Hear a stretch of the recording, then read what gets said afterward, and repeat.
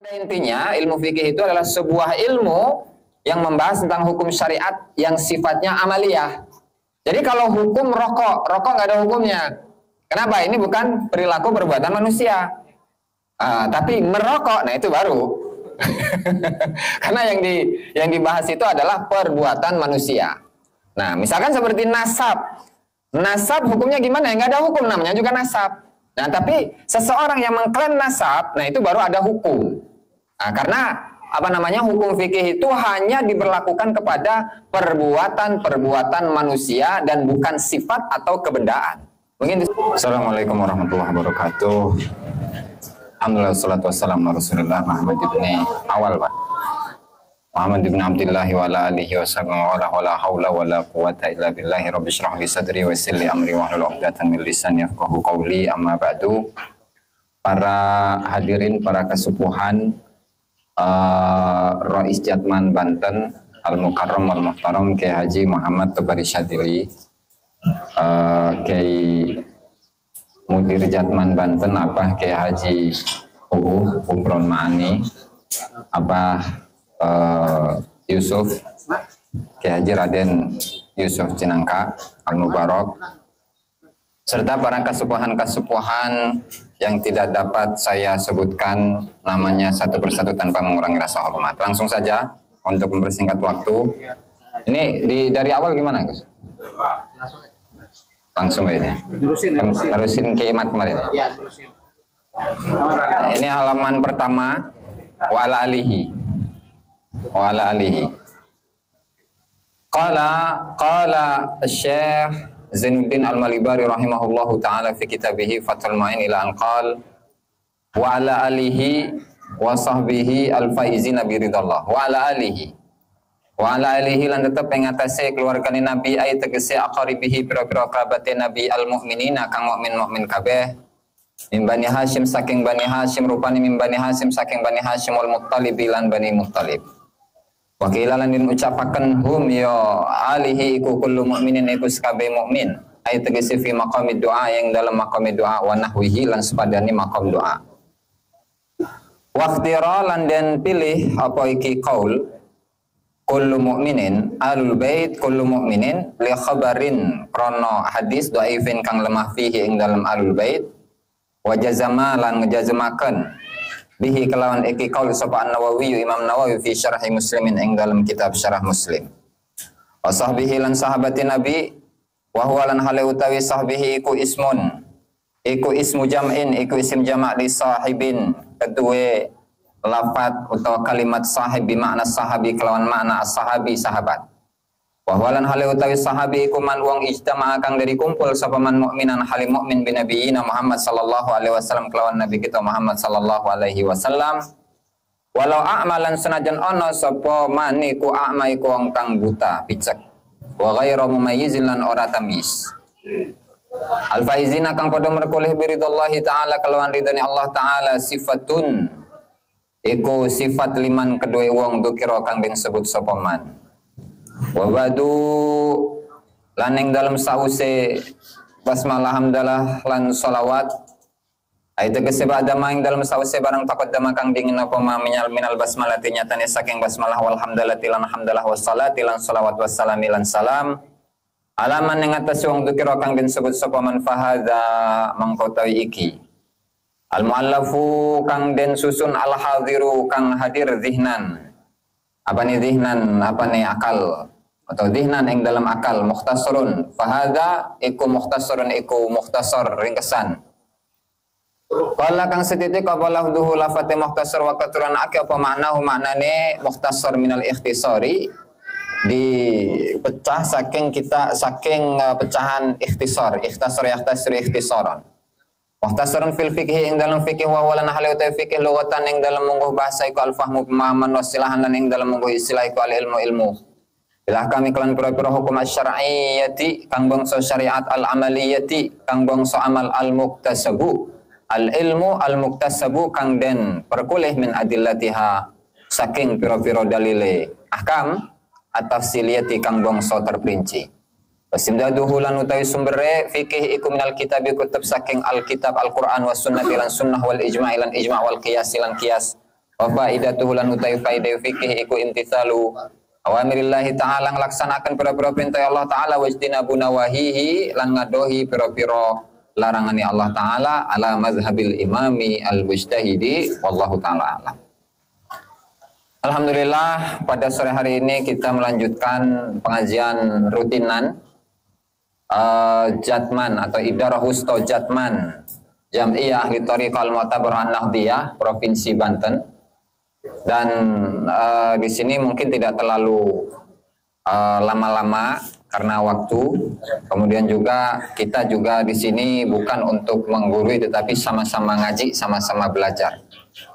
Langsung saja pada materi wa ala alihi, di mana pada awalnya Kiai Musannif rahimahullahu taala ketika menyebutkan salawat dan salam. Wassalatu wassalamu ala sayyidina Muhammadin Rasulillah sallallahu alaihi wasallam wa ala alihi, dan semoga salawat dan salam itu selalu diberikan oleh Allah Subhanahu wa taala selain kepada Sayyidina Muhammad sallallahu alaihi wasallam juga kepada alihi, kepada keluarganya Nabi. Nah, kemudian di sini ada beberapa pendapat mengenai makna dari makna dari keluarga Nabi Muhammad itu siapa? Nah, di sini ada pendapat yang pertama, ay aqaribihil mu'minin min Bani Hashim wal Muttalib, yaitu keluarganya atau kerabat-kerabatnya Nabi Muhammad sallallahu alaihi wasallam yang beriman dari Bani Hashim ataupun Muttalib.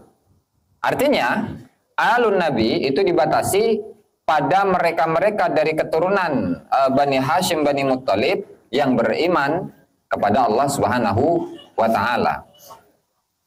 Sehingga hal ini menunjukkan satu hal bahwa Al-Imam Syafi'i radhiyallahu taala anhu itu termasuk Quraisy, termasuk Bani Muttalib. Nah, sehingga di sini ada satu keunggulan yang dimiliki di dalam mazhab Imam Syafi'i radhiyallahu taala anhu dibandingkan dengan para pendiri-pendiri mazhab yang lain. Karena memang Imam Abu Hanifah, Nu'man bin Thabit, kemudian Imam Malik bin Anas, kemudian Imam Ahmad bin Hambal, semuanya itu tidak atau bukan dari kalangan orang Arab. Ini kalau Imam Syafi'i itu sudah Arab, kemudian juga Quraisy, sehingga ini menjadi suatu kebanggaan yang dimiliki oleh mazhab Imam Syafi'i, meskipun kebanggaan nasab itu tidak diperkenankan di dalam agama Islam. Ada satu hal yang lupa kelewatan. Jadi kita mengenai kitab Fathul Mu'in itu kita mengenal dengan Syekh Zainuddin atau ya Zainuddin bin Abdul Aziz Al-Malibari Al-Fanani. Jadi asal beliau itu dari kota Malabar. Dari kota Malabar di daerah Fanan, di mana untuk nama beliau sebenarnya itu bukan Zainuddin Habasyi lain. Tapi nama beliau itu bukan siapa tadi? Ahmad Zainuddin bin Abdul Aziz, bapaknya itu. Jadi bapaknya itu bukan Abdul Aziz. Karena memang dalam kitab-kitab cetakan, baik itu cetakan yang India ataupun cetakan yang lain, mau itu yang DKI, mau itu yang Mesir, mau itu yang difotokopi di Indonesia, itu namanya Zainuddin bin Abdul Aziz Al-Malibari. Nah, di sini ada satu penjelasan. Masih manuskrip ini. Ini di mana di sana dijelaskan tarjamatu musannif fi Fathil Mu'in. Nih kalau perlu kayaknya nanti saya kirim. Jadi biografi dari penyusun kitab Fathul Mu'in itu nama aslinya adalah dengan gelarnya ya, Asy-Syekhul Faqih Al-Alim Al-Allama Al-Habrul Fahamah Al-Kamilul Faridul Fadilul Wahidul Hadzil Katsir. Panjang amat ini. Namanya Ahmad Zainuddin bin Syekh Muhammad Ghazali bin Muhammad Al-Malibari dan seterusnya. Dan itu diambil dari mana? Mimma wajadnahu fi ba'di kutubihi wa khututihi.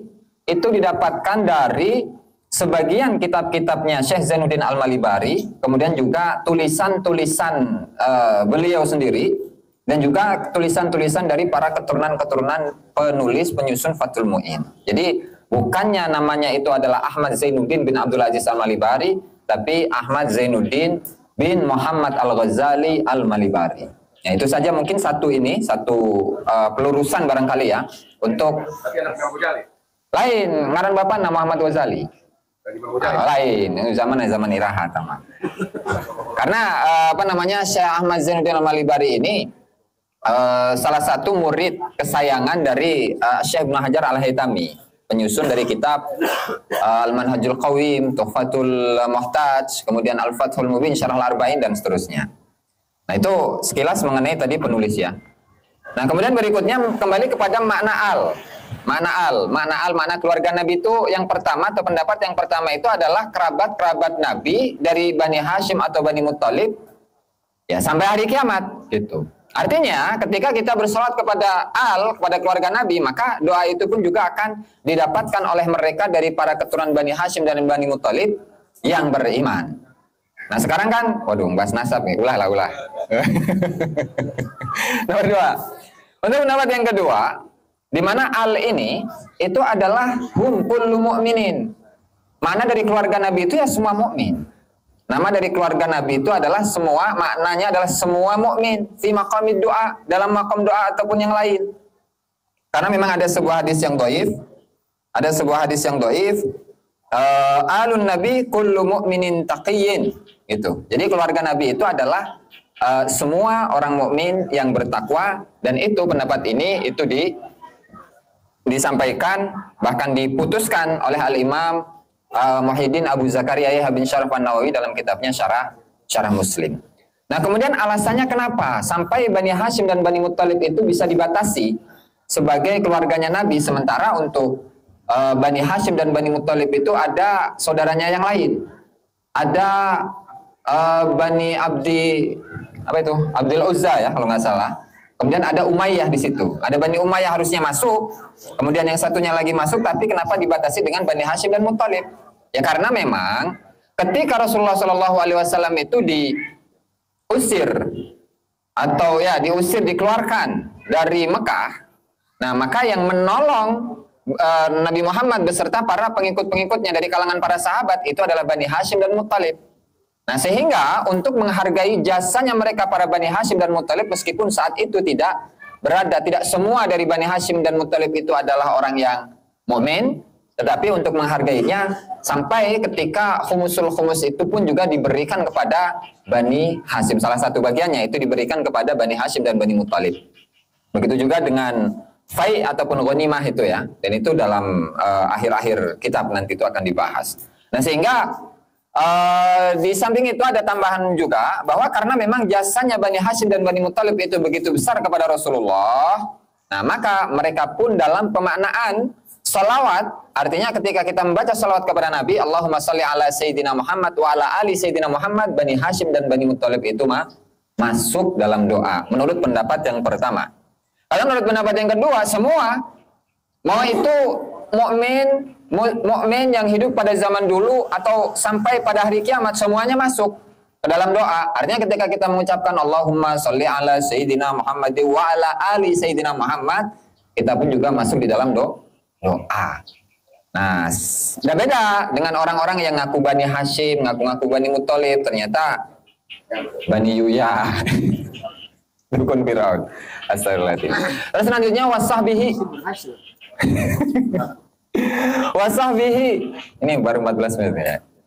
Wasahbihi, dan semoga salawat dan salam itu tercurahkan kepada sahabat Nabi. Sahbihi, sahab itu adalah isim jama, bermakna isim jama untuk kata sahib. Jadi sahib, sahibani, sahbun, sahibun, sahibani, sahbun atau ashabun. Nah, kemudian sahib ini artinya adalah sahabat. Siapa Nabi itu? Siapa sahabat itu? Wa huwa man ijtama'a mu'minan bi nabiyina Muhammad sallallahu alaihi wasallam walau a'ma. Yaitu seseorang yang berkumpul dalam keadaan iman bersama Nabi Muhammad sallallahu alaihi wasallam meskipun dia ini adalah orang yang buta dan tidak tamyiz. Nah, itu adalah pengertian dari sahabat al-faizin nabi ridwallahi taala, di mana mereka dari golongan yang telah disebutkan sebelumnya, yaitu Nabi Muhammad sallallahu alaihi wasallam, keluarganya, kemudian sahabat-sahabatnya, semuanya itu disifati dengan faizin, orang-orang yang sukses, orang-orang yang selamat, yang mendapatkan ridha Allah Subhanahu wa taala. Kemudian wa ba'du ay ba'da ma taqaddama minal basmalah walhamdulillah wassalatu wassalam ala man dzukir.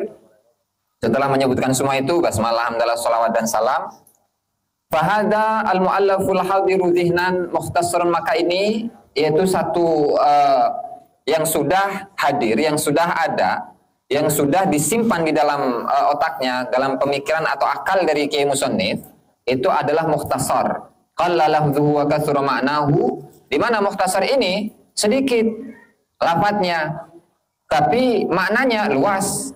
Nah itu seringkali jelaskan di pesantren-pesantren dan nggak perlu diperpanjang. Benar fil fikih, dalam fikih. Lughatan menurut bahasa itu adalah al-faham, pemahaman. Wasilahan menurut istilah al-ilmu bil ahkami syar'iyyatil amaliyatil muktasabu min adillati tafsiliyah. Di mana fikih itu adalah sebuah ilmu yang membahas tentang hukum-hukum syariat yang sifatnya itu praktis, praktek, yang ilmu itu diambil dari sumber-sumbernya yang tafsil, yang detail. Artinya dalam pembahasan mengenai wajibnya puasa itu langsung ada ayatnya, kutiba alaikumusyamu kama kutiba alal ladzina min qablikum la'allakum tattaqun. Kemudian mengenai niat innamal a'malu binniyat dan seterusnya. Itu pembahasannya dalam fikih-fikih atau dalil-dalil fikih seperti kitab-kitab yang besar seperti Al-Majmu' Syarah Al-Muhadzab, Al-Wasit, Al-Basit, Nihayatul Matlab dan seterusnya. Itu bisa dikaji di sana. Dan wastimdaduhu, sumbernya minal kitabi was sunnah wal ijma'i wal qiyas. Sumbernya fikih itu ya dari 4 hal. Yang sebetulnya tidak hanya 4 dalil ini saja, tetapi ada untuk khusus mazhab Imam Syafi'i itu tidak hanya ini saja, tetapi banyak. Di antaranya al-adah muhakkamah termasuk dalil. Kemudian juga istishab, al-istirsal. Kemudian ada qaulus sahabi, ada qaulut tabi'in, hadis mursal, yang kesemuanya itu adalah hadis-hadis yang masih dipertentangkan di antara para ulama. Di mana dalam mazhab Syafi'i yang jelasnya itu 4. Kitab, sunnah, ijma', qiyas, meskipun ijma' dan qiyas itu pun sebenarnya kembali kepada Al-Quran dan juga kepada hadis. Nah itu dalam kajian usul fikih itu.